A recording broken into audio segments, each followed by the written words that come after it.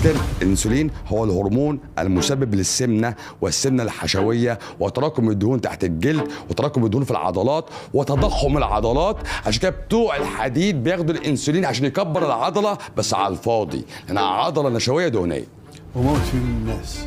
يموتهم بقى، انا مالي، ان شاء الله في النار. اسال سؤال تاني، لو انا اديتك جرعه انسولين عاليه انا اعرف اموتك بالانسولين دلوقتي؟ الانسولين بيموت اصلا. يعني منين بيموت ومنين علاج؟ هقول لحضرتك على حاجه، لو واحد دايخ وقع في الارض بتقول الحقونا بالانسولين ولا بتقول الحقونا بالسكر؟ الميه بسكر. مين السيفنج دلوقتي؟ الميه بسكر. ازاي لايف سيفنج وانت قلت لي امبارح صوت سم ابيض؟